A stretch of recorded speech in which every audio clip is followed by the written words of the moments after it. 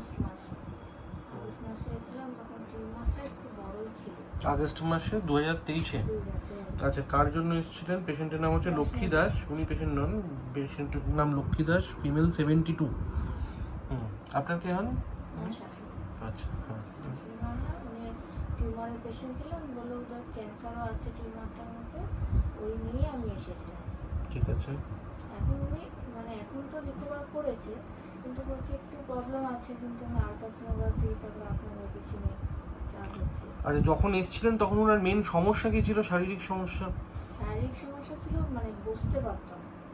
টিউমারটা নিয়ে নিচে বসা, ওটা করতে পারতো না, কাজ করতে পারতো না, নিচে বসে একদম কিছুই করতে পারতো না। খাওয়া দাওয়াটা ওগুলো ঠিক খাওয়া ছিল? দাওয়া একদম ঠিক ছিল না, গ্যাসের প্রবলেম ছিল, কিছুই খেতে পারতো না। মাঝখানে খুব খাওয়ার অরুচি হলো, একদম খেতে পারতো না। আর এখন কিরকম কি আছেন টোটাল অল ওভার, ভালো খারাপ মিলিয়ে? এখন মোটামুটি কয়েকদিন ধরে দেখতে পাচ্ছি একটু ঠিক আছে। ব্যথা ট্যাথাগুলো কমেছে? ব্যথাটা বসতে পারে এখন? ব্যথাটা কমেছে, হ্যাঁ এখন বসতে পারে। পেটে গ্যাসের সমস্যা খুব একটা কিছু হচ্ছে? গ্যাসের সমস্যাটা একটু আছে এখন, বেশি খুব নেই, আছে অল্প আছে, অল্প আছে। ঠিক আছে। আচ্ছা, কেসটা আমি জুনিয়রদের বোঝানোর জন্য দেখাই, এটা বড় কেস, ক্যান্সারের কেস, তাই প্রেজেন্ট করছি। পরপর ইউএসজি ওয়াইজ দেখাচ্ছি।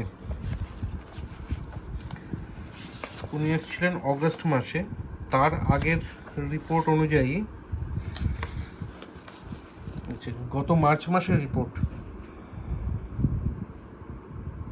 একটা ক্যান্সারাস টিউমার রাইট অ্যাডাক্সাতে, যার সাইজ 19.02 ইন্টু 13.35 সেন্টিমিটার।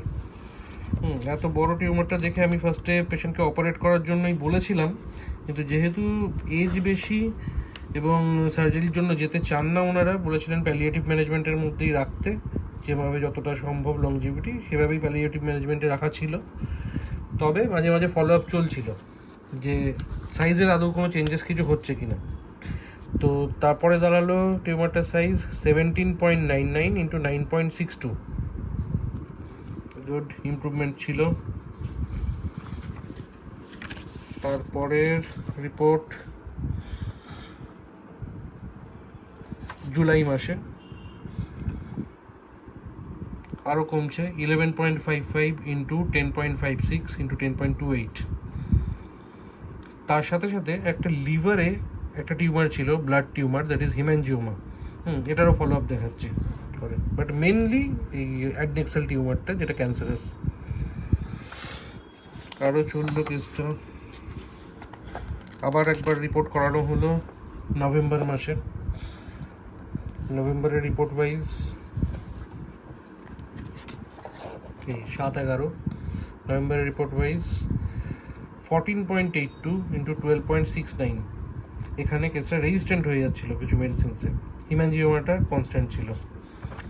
সো তার পরবর্তী ওষুধ দিয়ে এতদিনে আবার করানো হলো মে মাসে, এবং এই মুহূর্তের সাইজ যেটা ক্লিয়ারলি লেখা রয়েছে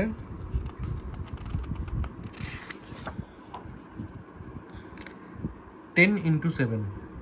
19 থেকে স্টার্ট হয়েছিল একটা দিকের সাইজ, সেটা 10-এ এসছে, আর একটা ছিল 13 পয়েন্ট সামথিং, সেটা এসছে 7-এ।